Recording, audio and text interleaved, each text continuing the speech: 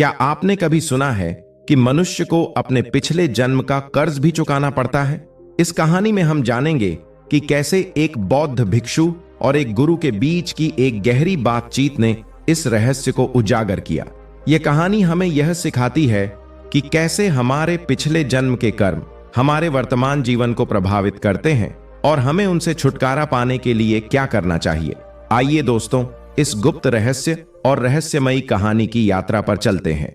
यह कहानी एक बौद्ध भिक्षु की है जो अपनी गहरी शिक्षाओं और ध्यान की विधियों के लिए दूर दूर तक प्रसिद्ध थे। उनका जीवन सादगी और शांति से भरा हुआ था और वे अपने अनुयायियों को जीवन के गुप्त रहस्यों को समझाने के लिए जाने जाते थे।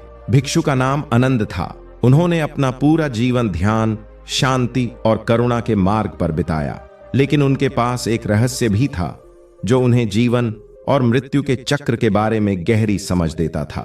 एक दिन एक प्रसिद्ध गुरु जो जीवन और मृत्यु के रहस्यों को जानने के लिए यात्रा कर रहे थे, इस मठ में पहुंचे। गुरु भी अपनी विद्वता और गहन ज्ञान के लिए प्रसिद्ध थे। उनका नाम गुरु वासुदेव था। वे भी जीवन के गुप्त रहस्यों की तलाश में थे। गुरुवर, आपका स्वागत है।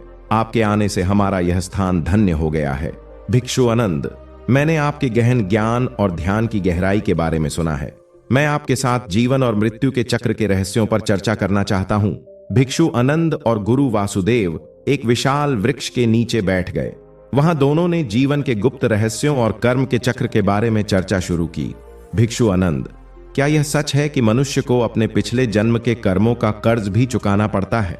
हाँ गुरुवर, यह सृष्टि का नियम है कि हम जो भी कर्म करते हैं उसका फल हमें कभी न कभी भुगतना पड़ता है। कभी कभी यह कर्ज हमारे वर्तमान जन्म में पूरा नहीं होता और हमें इसे अगले जन्म में चुकाना पड़ता है। मैं आपको एक कहानी सुनाता हूं।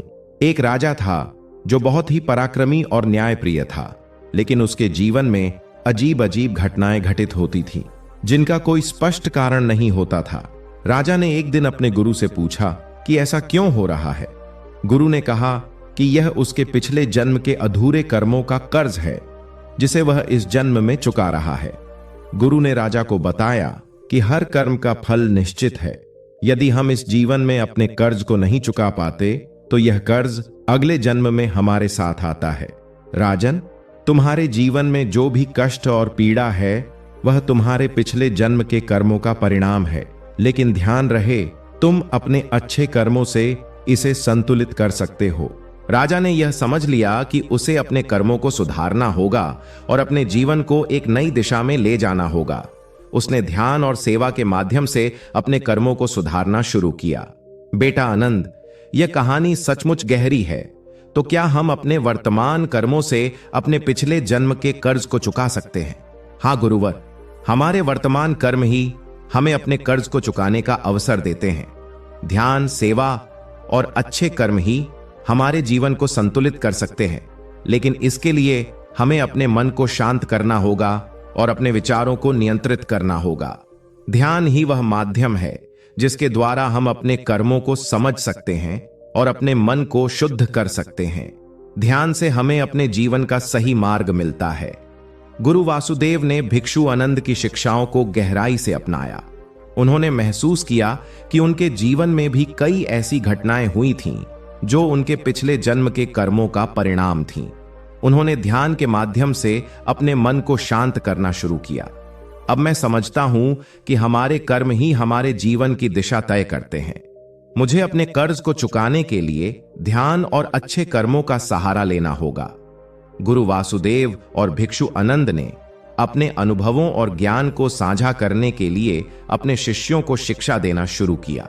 उन्होंने सिखाया कि कैसे ध्यान, सेवा और अच्छे कर्म हमारे जीवन को संतुलित कर सकते हैं और हमें शांति और मुक्ति की ओर ले जा सकते हैं।